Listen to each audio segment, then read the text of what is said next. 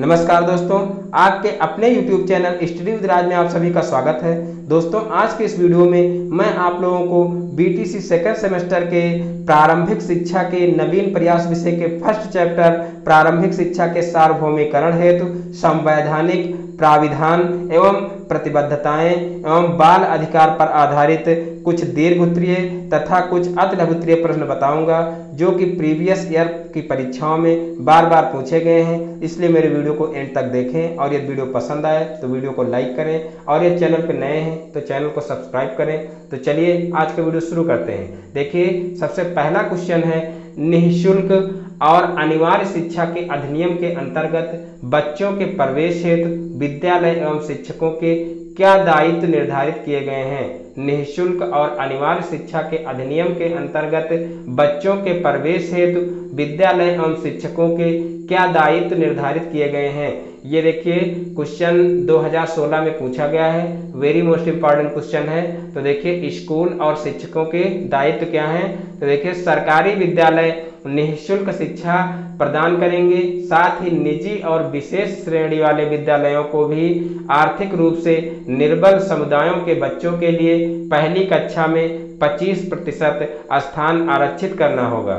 फिर देखिए, कोई भी विद्यालय प्रवेश लेने के लिए ना तो कोई अनिवार्य दान या चंदा ले सकेगा और ना ही अभिभावक बच्चे के चयन के लिए कोई प्रणाली अपना सकेगा।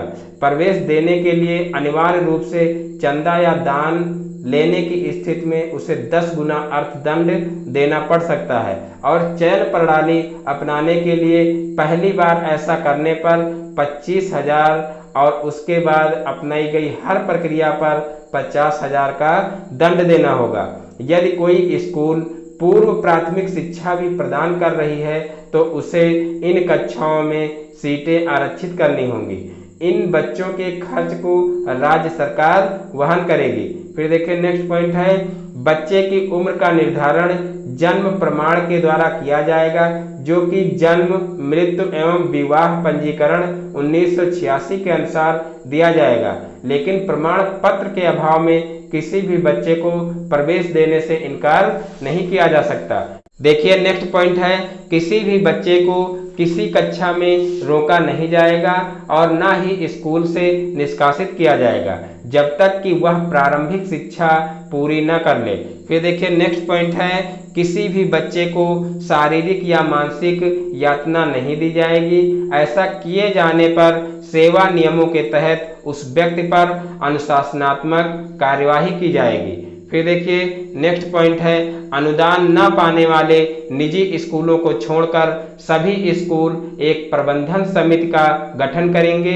इस समिति में स्थानीय सरकार के चुने हुए प्रतिनिधि और स्कूल में नामांकित बच्चों के अभिभावक होंगे।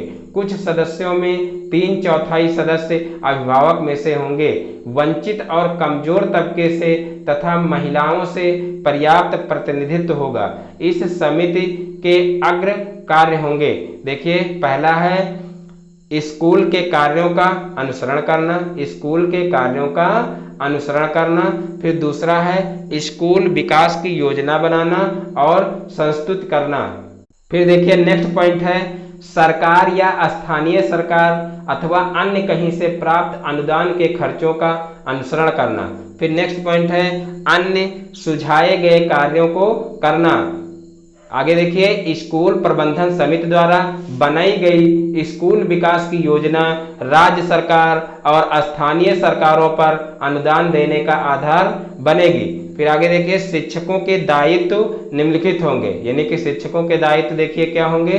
तो पहला है, नियमित समय से स्कूल में उपस्थित होना, नियमित समय से स्कूल में उपस्थित होना। फिर नेक्स्ट है, पाठ्यक्रम के अनुसार पढ़ाना, उसे पूरा करना, निर्धारित समय में पाठ्यक्रम को पूरा करना। फिर प्रत्येक बच्चे को सीखने की योग्यता का आकलन करना।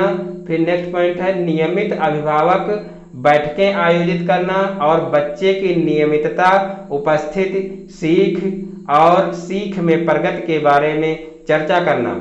फिर देखिए, नेक्स्ट पॉइंट है, इसके अतिरिक्त बताए गए अन्य दायित्वों को निभाना।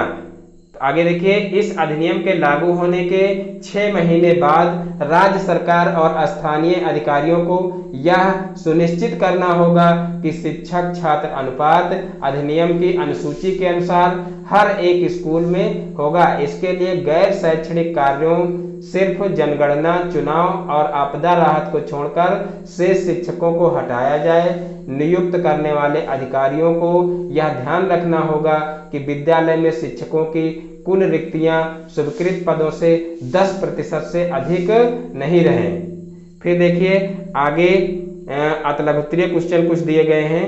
तो देखिए, पहला अतलघुत्तरीय क्वेश्चन है, संविधान के अनुच्छेद 21A में शिक्षा संबंधी क्या संस्तुति है? संविधान के अनुच्छेद 21A में शिक्षा संबंधी क्या संस्तुति है? तो देखिए, इसका आंसर हो जाएगा अनुच्छेद 21A संविधान के भाग 3 के अंतर्गत मूल अधिकार में निहित राज्य को 6 से 14 वर्ष तक के सभी बच्चों को निःशुल्क तथा अनिवार्य शिक्षा उपलब्ध करानी होगी। यह राज्य द्वारा निर्धारित कानून के अंतर्गत होगा। फिर देखिए, नेक्स्ट क्वेश्चन है, संविधान की धारा 29(2) में क्या प्राविधान है? संविधान की धारा 29(2) में क्या प्राविधान है? तो देखिए, धारा 29(2) राज्य द्वारा पोषित या राज्य निधि से सहायता प्राप्त करने वाली किसी शिक्षा संस्था में किसी नागरिक को केवल धर्म, जाति, प्रजाति, जाति, भाषा या इनमें से किसी एक के आधार पर प्रवेश देने से नहीं रोका जाएगा। फिर देखिए, नेक्स्ट क्वेश्चन है, धारा 45 के अनुसार प्रारंभिक शिक्षा के सार्वभौमिक हेतु क्या कहा गया है? धारा 45 के अनुसार प्रारंभिक शिक्षा के सार्वभौमिक हेतु क्या कहा गया है? तो देखिए, इसका आंसर हो जाएगा धारा 45 राज्य के इस संविधान के लागू होने के समय से 10 वर्ष के अंतर्गत सभी बच्चों के लिए जब तक वे 14 वर्ष के नहीं हो जाते निःशुल्क एवं अनिवार्य शिक्षा प्रदान करने का प्रयास करेगा। फिर देखिए, नेक्स्ट क्वेश्चन है, बाल अधिकारों की घोषणा कब और किसके द्वारा की गई? तो देखिए, इसका आंसर हो जाएगा संयुक्त राष्ट्र संघ ने बालकों के अधिकारों की घोषणा 20 नवंबर 1989 में की। इस घोषणा का मूल उद्देश्य विश्व के समस्त बालकों हेतु मूलभूत मानवीय अधिकारों को सुनिश्चित करना था।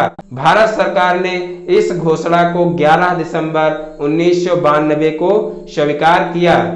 फिर देखिए, नेक्स्ट क्वेश्चन है, बाल अधिकारों के प्रमुख 4 बिंदु बताइए। तो देखिए, बाल अधिकारों के प्रमुख 4 बिंदु हैं।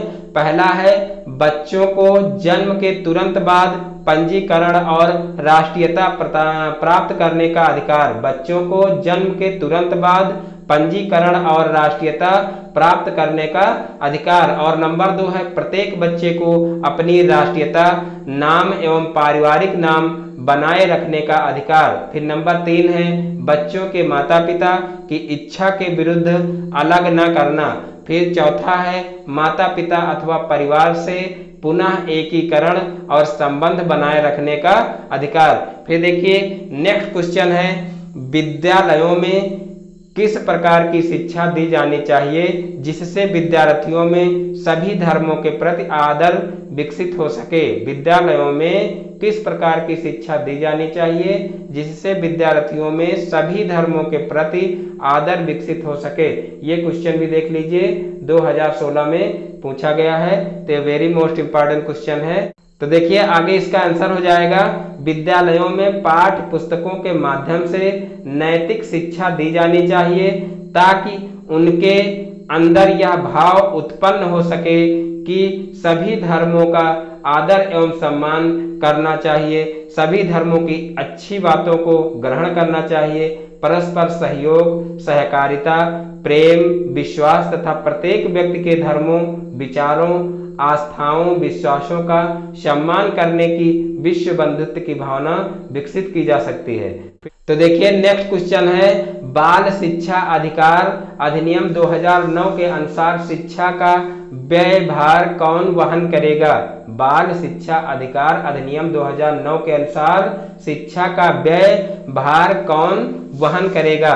तो देखिए, इसका उत्तर हो जाएगा विधेयक के अनुसार शिक्षा पर व्यय का भार केंद्र एवं राज्य सरकारें संयुक्त रूप से वहन करेंगी।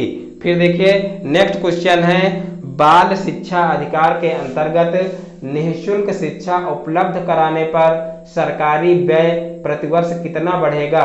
तो देखिए इसका आंसर हो जाएगा, बाल शिक्षा अधिकार के अंतर्गत सभी को मुफ्त शिक्षा उपलब्ध कराने पर सरकारी व्यय प्रतिवर्ष 12,000 करोड़ का भार बढ़ेगा।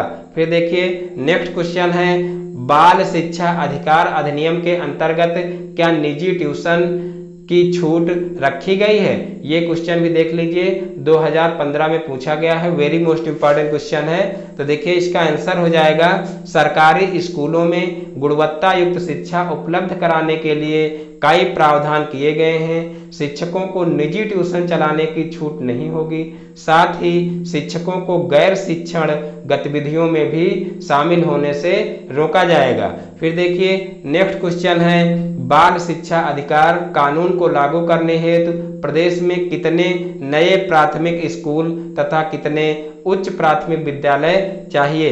तो देखिए इसका आंसर हो जाएगा, प्रदेश में शिक्षा के अधिकार कानून को लागू करने के लिए 4,596 नए प्राथमिक स्कूल, 2,349 नए उच्च प्राथमिक विद्यालय व अन्य आवश्यक सुविधाओं का विकास करना होगा, जिसका अनुमानित खर्च 3,800 करोड़ है। जिसका अनुमानित खर्च 3,800 करोड़ है। फिर देखिए नेक्स्ट क्वेश्चन है, सर्व शिक्षा अभियान के अंतर्गत 31 मार्च 2009 में कुल कितना व्यय हुआ?